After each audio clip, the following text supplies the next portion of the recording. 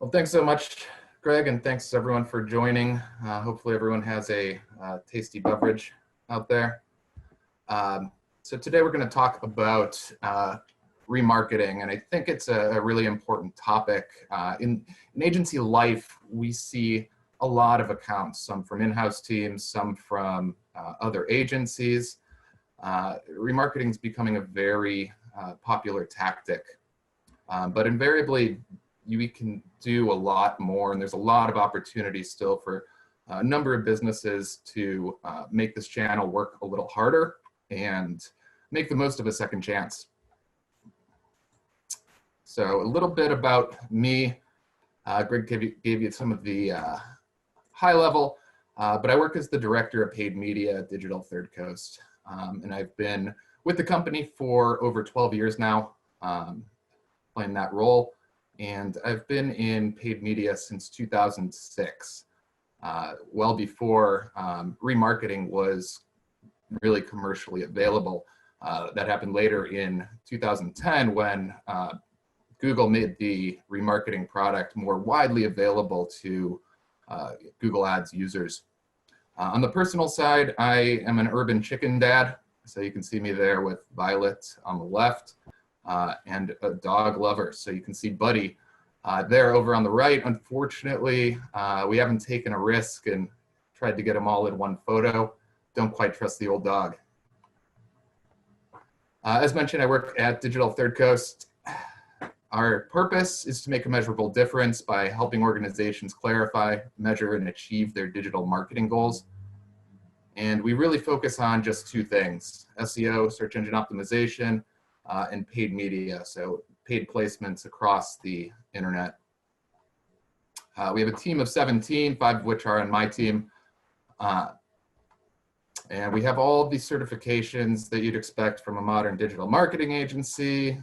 And we've been fortunate enough to win a number of awards. You know, I think the US Search Awards there probably being the one we're most proud of. But how we measure our success is not through awards or what have you, but more so that we can boast about a 95% plus client retention rate past our initial contracts, and seeing that our clients are satisfied is really the #1 driver behind what we do. So let's get into it. What is remarketing? Well, I don't know what remarketing is for you, but over the last week, for me, remarketing has been low-budget horror movies, MeUndies, some upbeat underwear, some D&D dice, and the digital summit with Seth Godin as the keynote. And I'm sure I'm not the only one who has been remarketed with that ad here. So I want to explore here the remarketing channels. On the Google side, through Google Ads, you have the GDN, or Google Display Network remarketing. So it's probably the most common form of remarketing that most businesses are engaged with. And alongside that, doing remarketing through Google also gives you access to a few other tools, such as remarketing lists for search ads. And this allows you to layer on a remarketing audience on top of search ads that you're already putting out there in the world. You can also use it on other products such as YouTube or Gmail, right? So then you have Facebook, which is probably, quite possibly more popular than Google. I couldn't really find any numbers on that.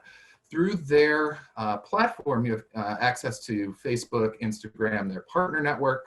I think a dark horse and one that should be really eyed if you're in the B2B space is LinkedIn.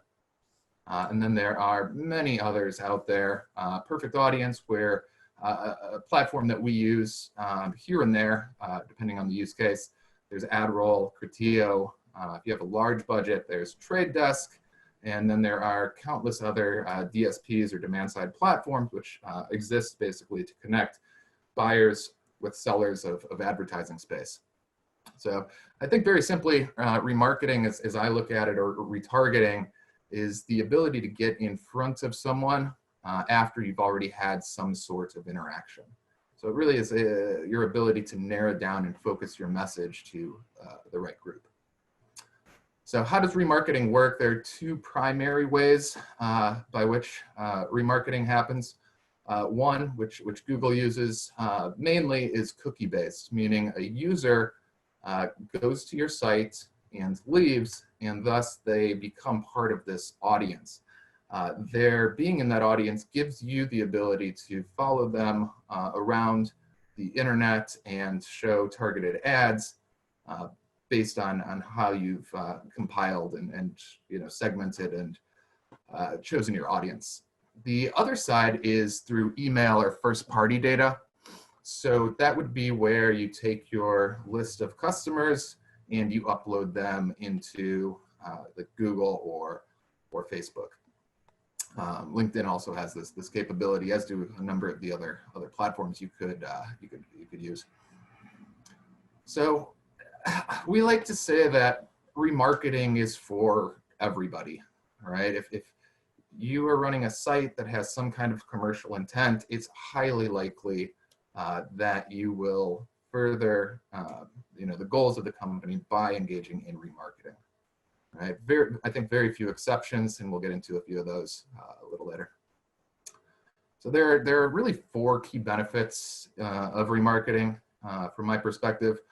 One is that it's very cost effective. Part of that is you have such a confined specific audience.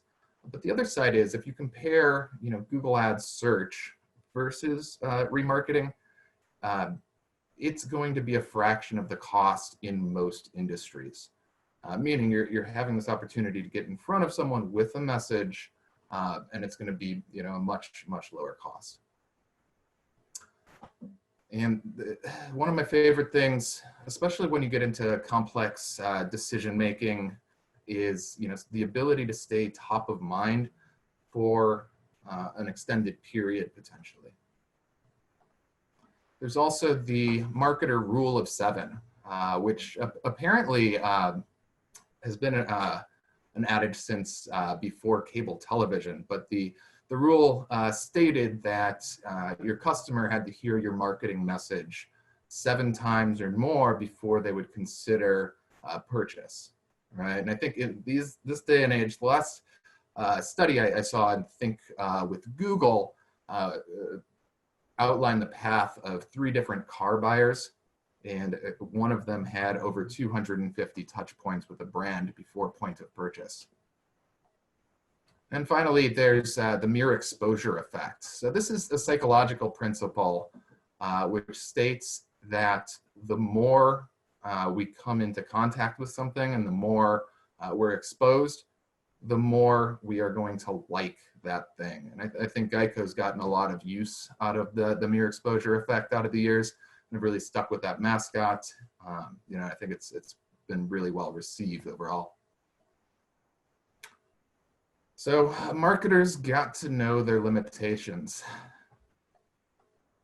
There are many, or a few key limitations to remarketing that I think we need to keep in mind when thinking about if this is a good fit for what we're trying to do as marketers. One is going to be industry. So there are prohibitions against creating remarketing lists in certain industries, particularly on the Google side is where we run up against this the most. So anything having to do with medical or affiliated with religion, for example, anything with CBD, I think is a really popular one. We've been running into a lot recently. Those are going to be areas where you're not going to be able to advertise using remarketing lists. The next item to keep in mind is audience size. So in the bottom right on my screen, you can see, and we tried a lot of different things with this client example, but we ultimately tried to get hyper-focused on a particular buying scenario. But you can see you get a warning that it's too small to target on Google properties. And then finally, I think something to keep in mind when running remarketing ads, especially if you're presenting it to the C-level or to a client, is that it's going to be limited in its scalability and its reach, right? So I think I've seen many examples where people get really excited by the remarketing campaign results, and ask, why can't we do more of that? And it's because of the audience that you're targeting. Once you reach that max capacity, the only way to really scale out remarketing is to feed the top of the funnel and get more people to your site in the first place. So then you're pulling in some other tactics, whether it be running Google ads, an SEO campaign, advertising, traditional television, what have you. But you're going to need more visits to the site to be able to scale this out. So let's talk about how we measure and evaluate remarketing. So I think one thing, especially to think about on the Google side, is that it's still display advertising. If you're comparing it to, say, a search campaign, you're going to be really disappointed, because while the remarketing campaigns have a much higher click-through rate versus just standard targeted display ads, it's still not going to get to search levels of click-through rates. It will, however, have a lot of impressions out there, right? And it might be generating quite a few clicks as well. So we want to always start with conversion tracking. So here we have Google Analytics, right? We have Facebook set up to monitor conversions. We have LinkedIn. And finally, we have Google. Each of these systems has its own worldview on how they look at conversions, and whether that be from attribution or cross-device capabilities. It's very helpful to have all of these different ways of looking at how this is performing.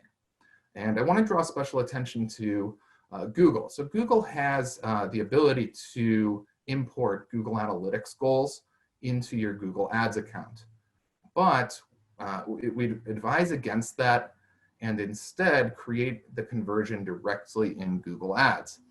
And the reason for that is it gives you access in Google Display Ads to what are known as view-through conversions. And view-through conversions exist both in Google and in Facebook. And how this works is someone's exposed to your ad, right? They do not interact with it.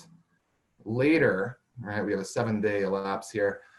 Later, they do, say, a Google search, and they click on your organic brand listing. And from there, they convert. So a view-through conversion would measure that number of people who may have been influenced by your ad, but didn't actually click through and convert at that time. I think there's a lot of, it's just not as satisfying as a click conversion, right? It's completely feasible that someone was going to convert anyway without even seeing that ad. So, especially on the Facebook side, I'd say it's a good practice to create 2 different conversion columns so we can see click versus view through. Nathan, we had a question about what you mentioned about not hooking up your Google Analytics goals. Yeah. Could you explain that a little bit more? Yeah, absolutely.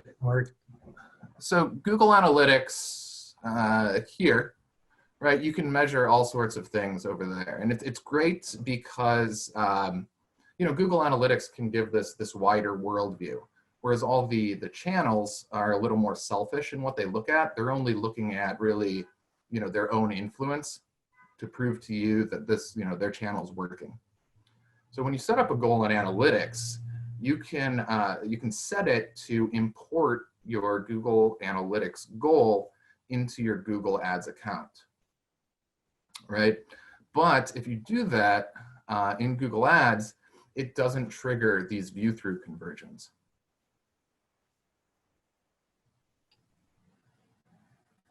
Does that make sense? Yeah, I think so. Okay. Cool. And then finally, correlations and lift, right? So we can think about, brand lift. We conducted studies, especially when remarketing was newer to market. Although I haven't really seen any good studies on this recently. Google's really more focused on showing the correlation of brand lift associated with YouTube ads right now. But every single time we took a deep look, what we found is that when we began running remarketing ads, we saw lift in brand search. We saw lift in direct traffic. We saw lift in organic homepage traffic. So generally speaking, just being out there in front of these people is going to help drive them, which also, gives a little credence to the idea of that view through conversion, right? How many of these are actually helping and reminding people to come back and complete their, their transaction, or to give you their details. So let's look at the components of a solid remarketing campaign. I think the hallmark of a good remarketing campaign is going, and most marketing in general is going to be segmentation, right? So in Harry Potter, that was done by the Sorting Hat. And once you let the hat get to work, you're going to end up with these nice, tidy segments, right? These different groups that might care about different things, or that we can use that segmentation to deliver more meaningful messages to what we know about that customer need. So alongside that is, there's a trap where you can try to get creative and over segment, right? So it's vital that we have an accessible audience, right? And we saw the example from Google earlier, where the audience over that 540-day look back window was too small to be active. So before getting a lot of team members involved and laying out this whole strategy on this massive segmentation, it would be good to just verify that indeed this is an audience you're going to be able to reach.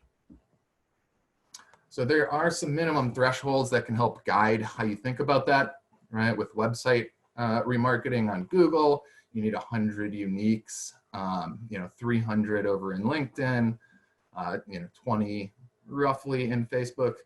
Facebook's official stance is you need 1,000 in an audience for it to go live, but in practice, I think it's a well-known secret that you can get away with much, much smaller audiences. The other thing is for the email upload, Google's limits, if you're going to upload emails, are 100, but for that ever to go live, you need 1,000. And something to watch out for with email uploads is, even if you're uploading 100 emails, you're not always going to have all of those match with that channel's data. So for example, if you upload 300 LinkedIn emails, not all of those are going to have a LinkedIn account so that they can associate it. I'd say roughly 40 to 60% match rates is what we see, meaning you're going to probably want an email list of, say, 600, 700 before committing too much to the planning process with something like LinkedIn. The other item to look at, and I've left a link here, for anyone who's interested, on the email upload side, Google has quite a few other restrictions that you need to comply with in order to activate that email targeting. One of which is actually pretty intense and fairly recent that they put this into play, is that you need like a $50,000 historical spend for this option to be available to your account. All right, cool. Well, let's talk about some ads. Looking and critiquing ads is one of my favorite things. I think one item to always keep in mind is that brand matters. This is your chance to get back in front of someone. So let's make absolutely certain that we're connecting these dots for people. If we're spending money on this ad, let's make sure our audience knows who it's from. Action buttons are important. In our tests on this subject, where we would run display ads with no button and display ads with a button, it was about double the CTR and engagement once we added an action button. And a compelling visual. So I couldn't help myself with this one. I don't believe Burger King actually ran a remarketing campaign using this imagery. But I myself cannot think of a better example, like it or hate it, but I can't think of any better example about a compelling image. Our goal is to capture attention. And I think regardless of who you are, what your background is, how you feel about Burger King, this image is going to do exactly that. Make sure we have some kind of persuasive message, right? So Over the last 6 months or so, I've been working with some different like charitable organizations going after donors, and just looking at some of the different options, what's available to us these days on that side. I thought this was a really strong remarketing ad. Right? Identify, understand, and engage affluent donors with precise net worth data. Sounds pretty good. So I think, like anything in digital marketing, testing. And you might not be able to segment your users with different data sets, but what you can do is test how they react. In this case, who are your grilled cheese lovers versus your salad lovers?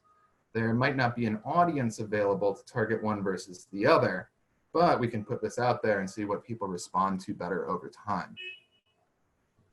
And then you have Slack here doing, I think, a pretty good job.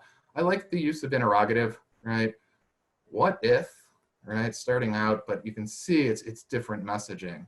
So I'd imagine over time, if they have a whole series, they're going to start to hone in on what the important message is. And the idea behind this is do more of what's working for you and less of what's not.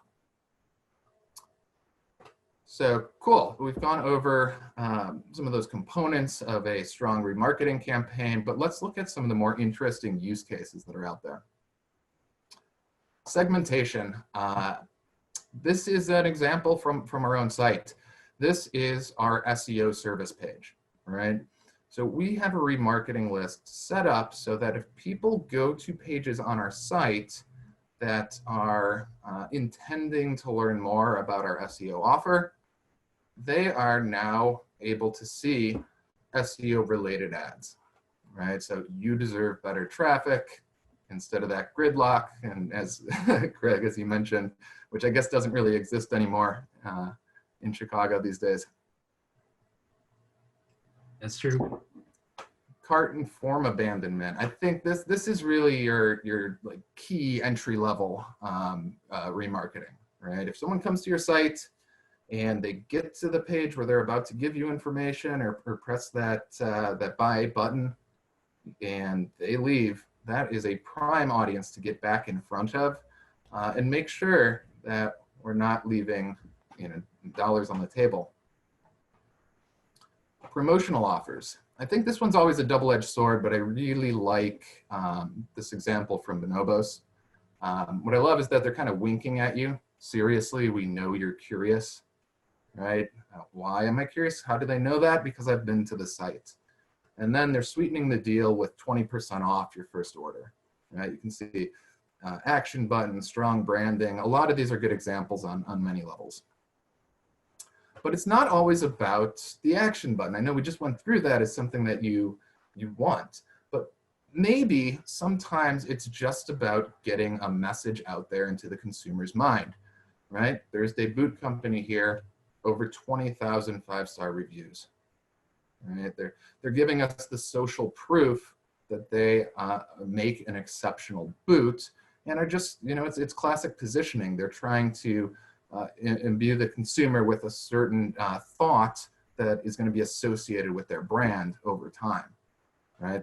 They don't need to get you to buy now. They just want you to learn about the product. So one thing, when you're starting to think about your audience segmentation and what's possible, Google Analytics is a really great tool for you, right? So if you log into your analytics account, you can go over to behavior, site content, all pages. And one thing that I think is often overlooked is actually assigning a goal value in Google Analytics. And it's often done by estimate, but it does open up some different tools for you to use. So in this case, we have, thank you for contacting us at a goal value of 500. And that's because everyone who hits that, we just assigned a value of 500, right? So there are, in descending order, other pages that have that page value, meaning they were in someone's path to that ultimate conversion. And so some of them you can see have very few unique page views, right? I could not make an audience out of our pay-per-click Facebook advertising, for example, right? We're just not generating enough traffic So while it would be great to segment that and deliver, a specific message to that group, it's just not feasible given the data velocity that we're getting, right?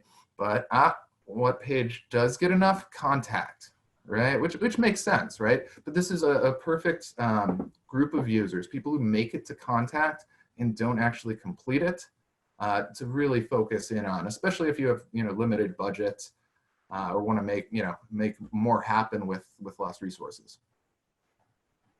There's always cross-sell and upsell opportunities, and I think it's hard to do from your website, right? The website data where you can say, oh, they visited this page.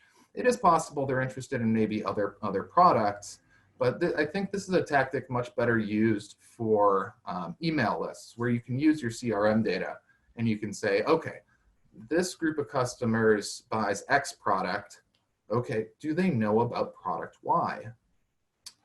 So I think one note here is that that's going to be better served through Facebook and LinkedIn. And part of the reason there is the email uploads are at this point not allowed in the Google Display Network, right? That's really only website based. So you can't actually upload your first party data into Google and have access to these audiences across the run of the Google Display Network. So, I think Facebook's a really great place to run ads like this, where you can, segment from the CRM and then expose people to some of the other opportunities that your company has to offer. So taking risk with RLSAs. So quick recap on that one. RLSA stands for Remarketing Lists for Search Ads. And how that works is you have your list of keywords just like a standard search campaign. And those keywords, if someone's searching for them, they will trigger your ad.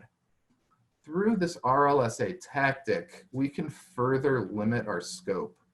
So, I guess using Digital Third Coast as an example, we would never want to just bid on a keyword like SEO. There are too many people searching for this. There's not a lot of commercial intent behind it. But if we want, we could create a remarketing list, say the people who had visited our contact page. If they're still out there searching for anything having to do with SEO, this could be a really great opportunity to get in front of that person with our brand message. So how that works, again, visitor comes to the site, they leave, right? But then they search. They're continuing, right, to decide who they're going to work with or how they're going to solve this particular problem. So mapping our funnel, I know us marketers always love our funnels, and I think this is a really great way where we can start to use this, right, in some different ways. So I think the first thing to do is throw out awareness. We can't do that with remarketing, right? That's different tactics we're going to have to explore to feed the top, right? But when you start getting into consideration, right, we can look at, okay, well, are people viewing key pages, right? You can take that email list and start to segment it. Maybe someone has downloaded content A, which shows their just kind of starting their journey. But maybe this other group has downloaded content B, which means they're in that consideration phase. Further with the email uploads, loyalty, who are your existing customers? Should we be getting out in front of them more often? And advocacy, can we segment and find the emails of our best customers who are most likely to engage with us in a meaningful way? If we're offering, say, a new product, or we have a new service that's complementary to something we're already doing for that group. So Nathan, quick question on the top of the funnel then. So you need some other tactic to generate that top of funnel? Yeah, exactly. So, whether that be, again, like SEO, right? Show up more in the first place to people who are not in your remarketing list, right? Or pay-per-click advertising, show up on the top of Google for keywords related to your business, right? Or, traditional advertising, get a billboard out there and you're probably going to generate, if it's well done, you're probably going to generate more interest and more visitors to your site than there were before. Thank you. Yeah. So with Google remarketing and with Facebook, with any of these methods, I think it's always good to consider additional targeting. So right here, I've taken a screenshot of what's known as the combinations demographic. So this shows us a combo of age, gender, parental status, and household income. So you can see on the Google side, they have imperfect data, right? So our 1 click and 11 impressions right here, they know it was from this age bracket, 25 to 34, right? And they know it's not a parent, but hands are up in the air as to their gender or their household income. So not all of these are going to be levers you can pull, but it's good to take a look here and see if we can further fine tune, especially again, if you have limited budget. You can use this also to maybe send different messaging to different groups if you're dealing with a large enough remarketing list. And that's where I think one of the most underutilized options in all of Google Ads is creating Google Analytics segments for remarketing. And I'm going to take you through a couple really cool examples. I think this is really exciting stuff. Right here, we're creating a remarketing list right in Google Analytics. And you see here our audience definition. And the audience name I've chosen here is the 45 plus search visits, right? So what this is going to do is collect all of the people that Google knows is 45 years of age or higher. And we've inserted some conditions. This means that they've come to our site via 2 possible mediums. CPC, cost per click, that's your Google ads, your Bing ads, your Microsoft ads, potentially your Facebook or LinkedIn, depending on how you're tagging it, right? And then the other medium being organic. So this is organic search as a media, meaning it's transcending, the particular source, right? So it's all search traffic, regardless of Yahoo, Bing, Alta Vista, what have you. So we made our membership 30 days. And what we can see just on this shot is that this thing has legs, right? Users over the last 7 days, we have 185. And we can see right there our eligibility, Google Ads display. So I'm going to be able to use this. But, right, what about the other half of that audience? So let's take a look over here. I also created an under 45 search visits list, right? So we've taken all the demographics from age 18 all the way to 44, and I've applied the same conditions, right? So it's, again, that search traffic. People who've come to us via a search engine, right? Which tells us a few interesting things about that user. And we can see here, it has over 4 times as many users over the last 7 days. So what you can do is get both of these things out there, right? Because just because there's fewer of them doesn't mean that it's not worthwhile for your business. But when you have these types of segments, you can choose, where you want to get more competitive, where you want to show up more frequently, right? There's potential for maybe delivering a different message. Now, I don't think age is going to come into it when, considering a new SEO company. But the data may say otherwise, right? And I think it's our job to really let the data determine where we're going with these things. Yep. So there's just so much. I think that's tip of the iceberg. I almost went overboard and just did a whole presentation on that side because I think it's endlessly fascinating, right? So it's just a few cool things you can do with this. You can take all website visitors and exclude all of your 100% bounce users, right?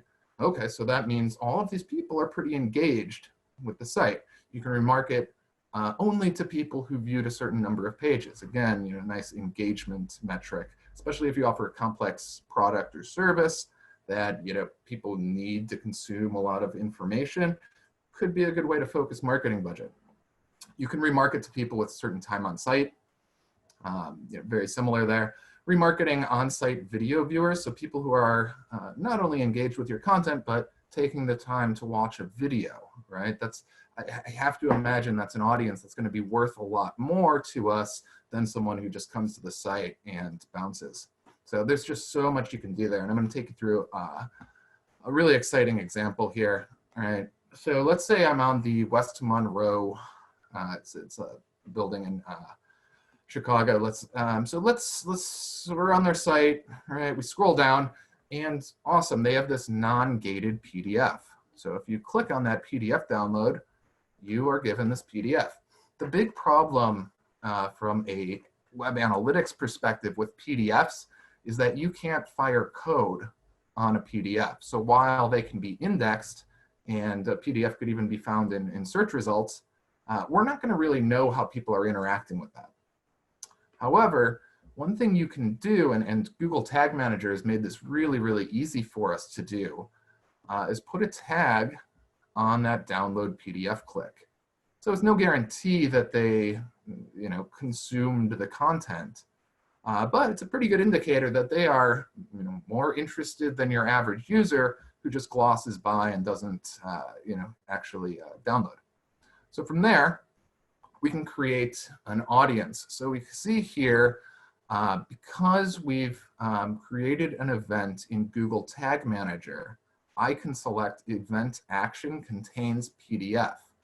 And what's really neat about this is I can see that eligibility, we have enough users, 116 over 7 days, where this is an audience we can actually access.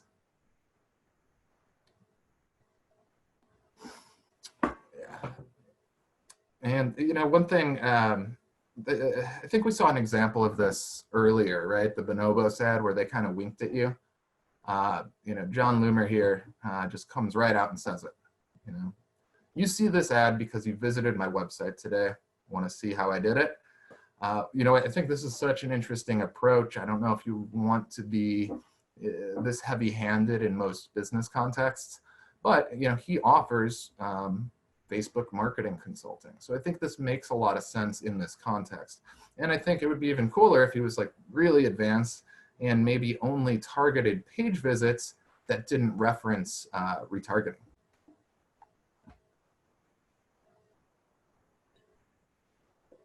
Next, let's talk about sequencing, right? I think Facebook makes it pretty easy to run sequenced ads, but what about something like Google Ads?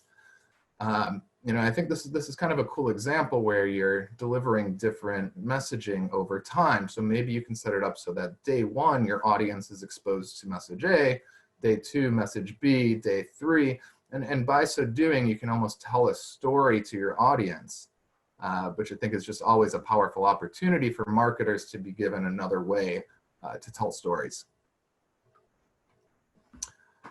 Something else you could look into if you have the right relationships, and I think this is like probably the closest we're going to get to a black hat tactic here, but you can share pixels with partners. And so, each remarketing tag on a website is going to retrieve information about those users.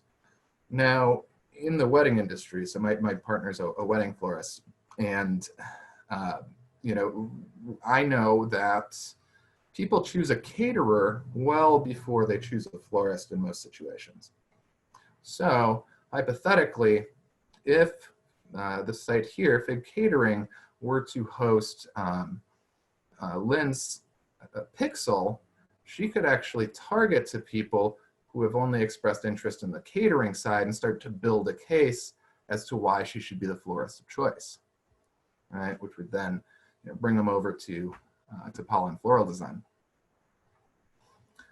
I think, we talked about, when you'd want to use action buttons and when not to, but I think promoting local and limited engagements is a really good example where you may want to skip the action button, right? So we know that adding an action button doubles your click-through rate, but we're also, this is end of the day, PPC marketing, pay per click, right? So we might not want every click. Maybe our goal is just to disseminate information and make our users aware that we're holding an event or a sale or what have you. So I think there are some really creative ways you can do this.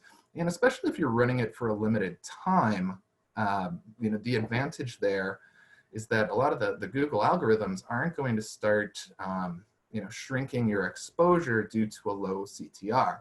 at least in our tests, you know, but I think this is a really interesting way to get a message out there at a very low cost.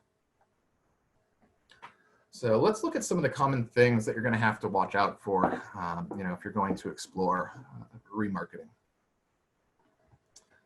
Don't overdo it, right? No one likes to just be absolutely bombarded by ads. And, you know, how much is the right number? It's going to be different across industries and your unique customers, you know, what the message is, right? I can guarantee you, if you're being helpful, you know, to that user, they're going to welcome these ads, right? If we're just being annoying and saying, you know, get money now, you know, they're not going to respond to it too well. The last study I read is that users favor remarketing ads that are customized versus just, you know, standard display advertising. So there are some different tools you can use to limit how often you're showing. You know, you can limit your reach, your frequency. You can lower your bids and budgets just so you're not absolutely blasting. I know that quite a few you know, colleagues working at other agencies absolutely love to, you know, max out on that impression, right? So if you think about it with, you know, staying top of mind with mere exposure, you know, there is something to be said about showing up and showing up frequently. I don't know if I'd call this a mistake per se, but let's say, you know, you have a lot of traffic to your blog. If you're an active blog, you probably have some non-commercial content on there. So I took an example here of when George, one of our founders at DTC, had his first son, Elliot, back in 2008. Taylor, the other partner, put together this, this post as an announcement.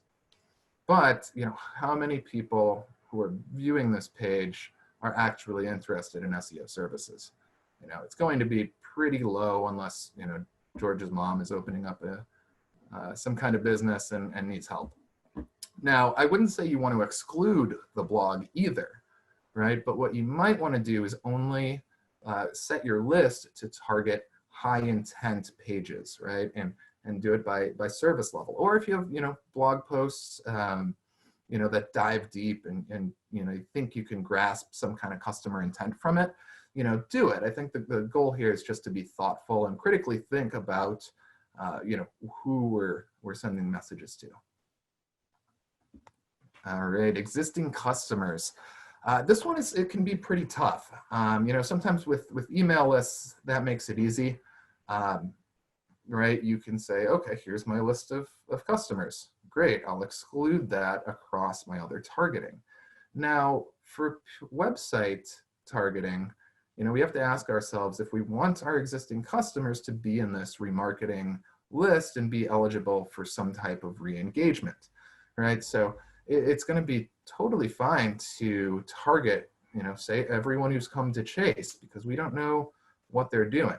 But as soon as someone logs in, right, it would be a good idea to fire off a cookie so we can create an exclusion list. And you can see on their site here, web/auth/dashboard, there's a URL string that we can use as an exclusion. And if the only way to get to this precise page is to sign in, you know, we can use that and we can make sure more of our marketing dollars are going toward our intended net new acquisition user base versus, you know, using our valuable marketing budget to re-engage people who are already our customer.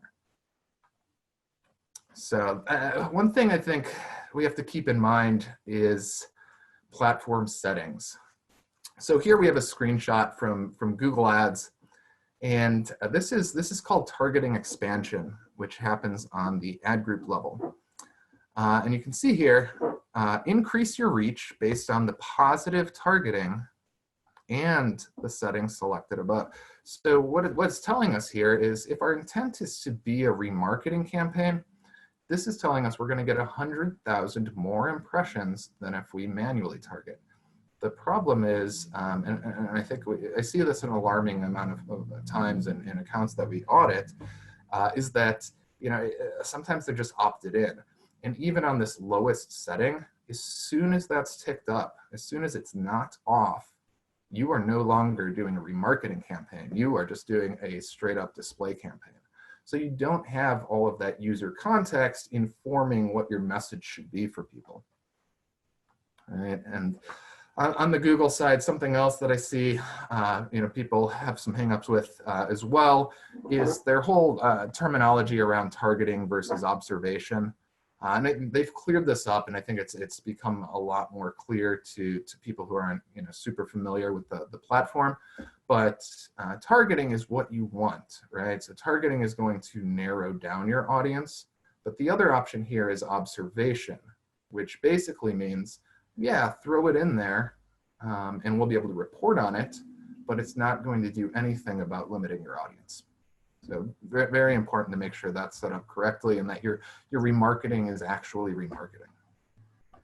And Facebook wanted to get in on the action as well here. So at the bottom of the page, here we are targeting 25 miles around Madison, Wisconsin. And near the bottom, you'll see detailed targeting expansion. Reach people beyond your detailed targeting selections when it's likely to improve performance. So they make this sound really good, right? Like, who doesn't want better performance? I think we all do. And unfortunately, you see that box ticked quite a bit, even though the campaign is labeled as a remarketing campaign. As soon as you opt into these types of things, you're just no longer doing remarketing. And that's fine. You can do that and make that choice at a tactical level, as long as there's some thought and reason behind it. But as soon as you do, just know that it's not really what your stated intention is. So let's do a little story time here. This is a client account, that we received, and during our audit process, I was just shocked at the number of mobile app clicks they were getting. And worse, because this is, I can't imagine how this targeting is related to their business, but a lot of their clicks and impressions were actually coming from Tinder. So anyone who knows about Tinder, it's a dating app, right? Not only are they showing up in a, say, brand inappropriate scenario, but it's fine. Their click-through rate is outrageously high, 12.83%. We work with brands who don't crack 10% in brand click-through rate, let alone a mobile app click.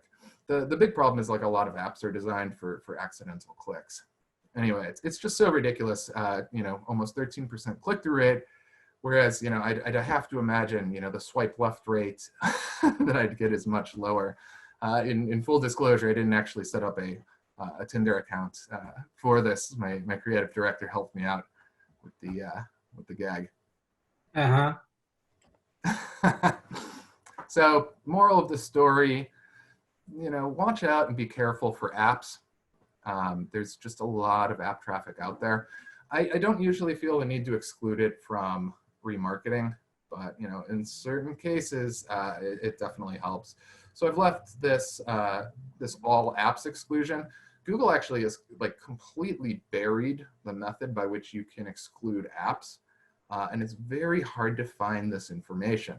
Last week, I actually put out a blog post on this because I think it's fairly appalling how easy they make it to spend money on these apps.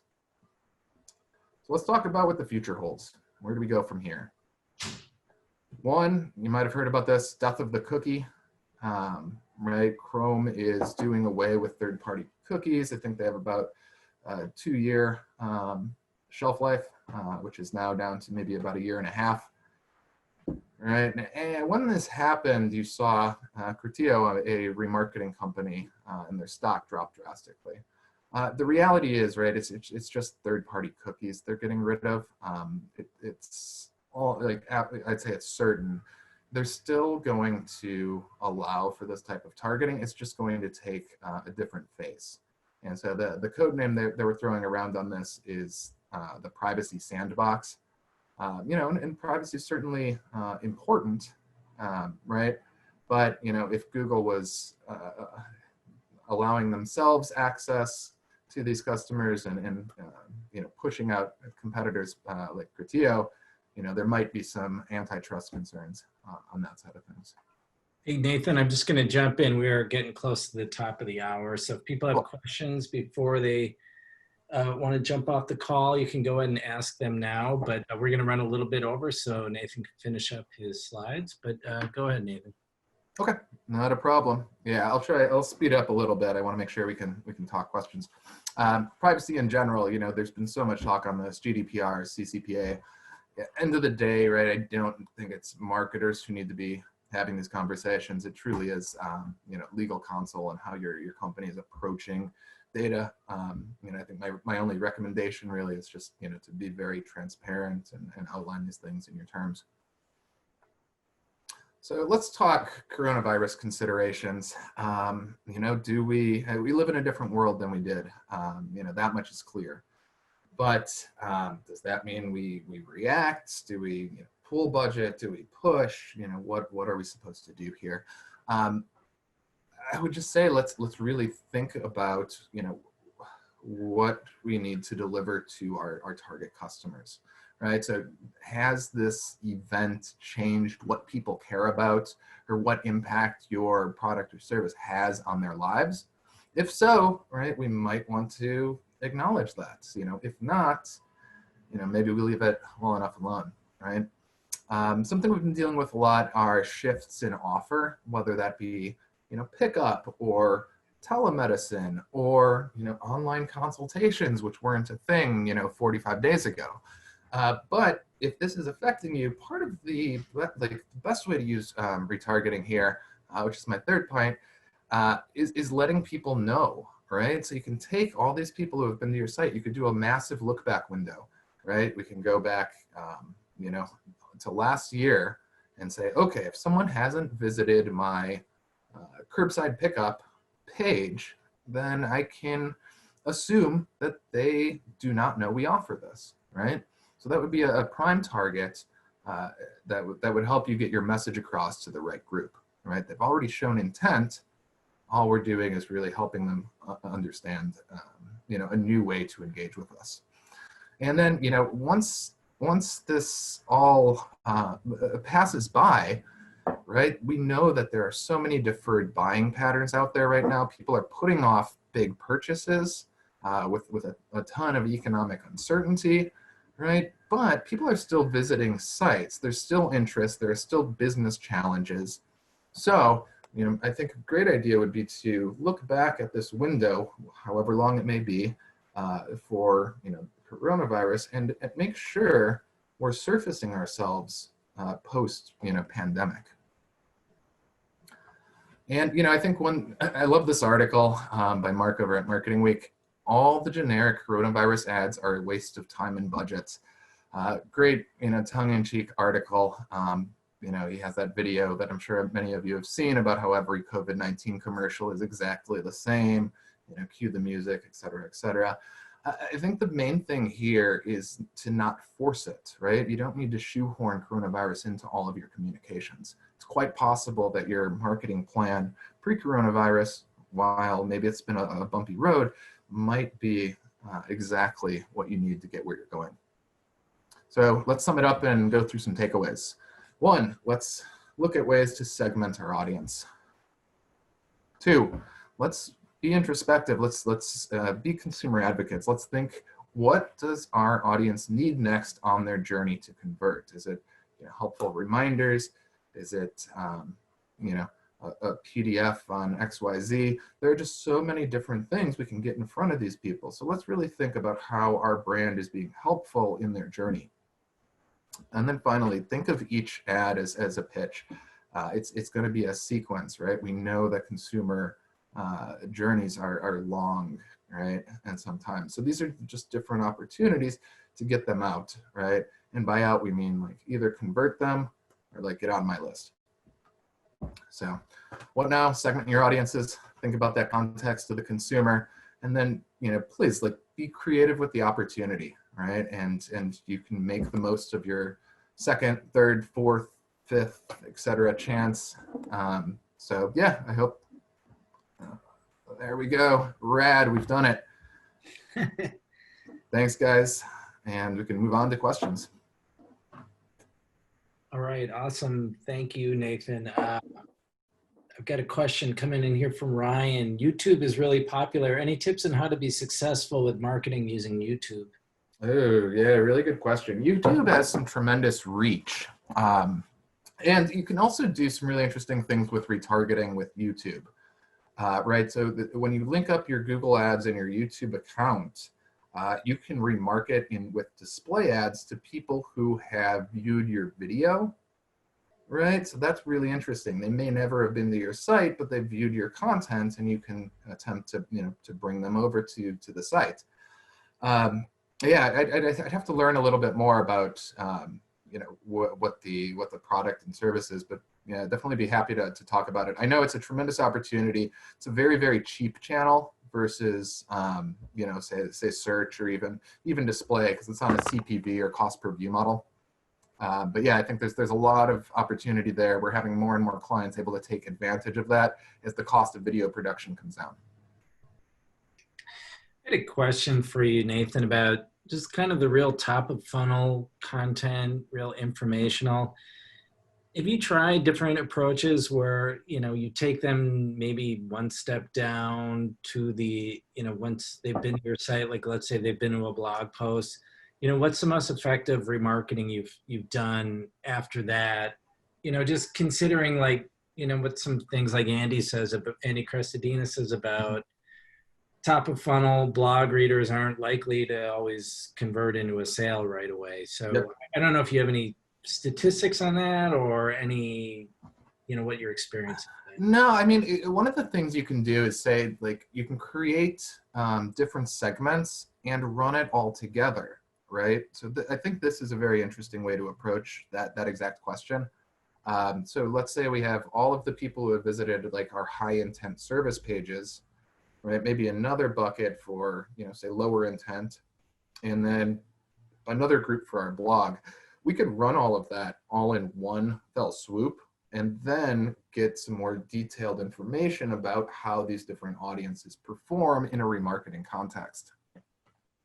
Right? And again, like, I'm a big fan of letting the data decide, even though I think there are plenty of best practices and those are fine starting points. But what you're really interested in is how your consumer interacts with your brand, right? Not how close to the mean that is. Do you switch up the creative then once you get some of that data? I mean, has that been your experience? Yeah, for sure. Yeah, always. I think it's always good to have some kind of test out there, right? Because if we can learn, our consumers prefer, this direction, great, right? Now we're emboldened to do more in that direction. Right, so I think it's not just about switching up a action button or a question. It could be, I'm going to remarket content A and give a good reason on why they should care about this versus content B, and see which one is driving more clicks, but which one is also driving more downloads. Another question, you talked a lot about lists. I mean, how important is list building? You don't really hear that mentioned. Well, you definitely hear it mentioned with lookalike audience and things like that with paid, but how, for a client who's doesn't really have a ton of content, like maybe doesn't done a lot of content marketing, and when you come to them and they don't have a list, I mean, what do you do? Do you try and create some kind of marketing program to help build their list, or what's the strategy there? Yeah, I mean, I think we still have access to website retargeting, right? And that's just a fine place to be. I don't know if DTC has enough unique emails we've retrieved over the years to really put together a meaningful list. I think with any of these tactics, you look at, is this a good use case, and do we have the means by which to execute? So yeah, I would say in that kind of case, you're going to need to build your list. But are you in an industry where you can truly build a meaningful list, or not? Right? Like, not every tactic fits with every business type. Oh, those sirens take me back to Chicago. Hey, we got pretty lucky. That is lucky. Right. I was on Montrose Avenue. I heard them all the time. Well, we don't have any more questions coming in. Nathan, thanks so much for doing this. I really enjoyed the presentation. A lot of incredible info. Yeah, for sure. Yeah. Yeah, cheers to everyone. Let's see. So yeah, cool. Thanks a lot, Nathan. And thanks everyone for attending. Reminder about the signature series coming up on May 12th. We're going to share this deck afterwards. We'll send out an email afterwards. And join us next month for Josh Clemens with more on Facebook groups. So thanks a lot. Nathan, hang on for a second. We'll recap. Okay.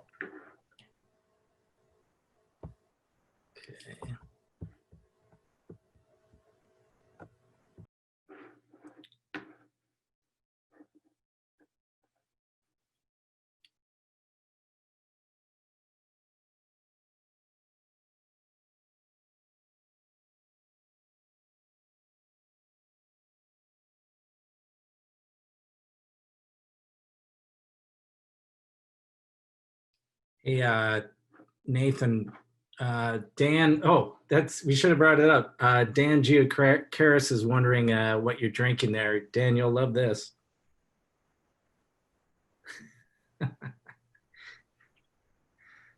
I know, I would have loved to pick everyone's brain and see what they're sipping on. Yeah, we should have polled.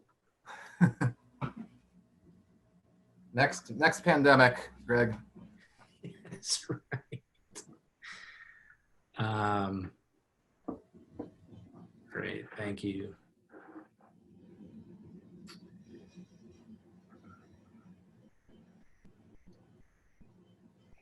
You hear that? What was that? That's next door. They're shutting the roller gate, closing up shop.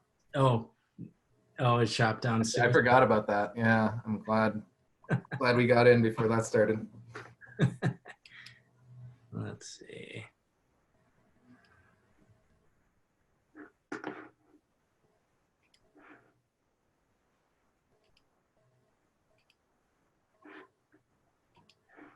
Just a second.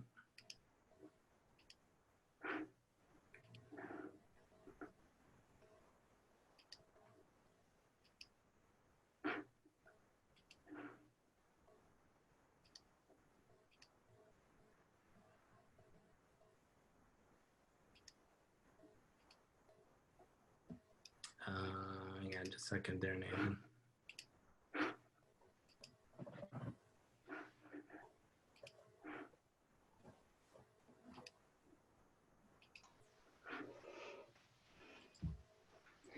There was people on at the end who didn't sign off, so I don't know if they passed out or went to dinner or whatever. Hang on, stop the recording.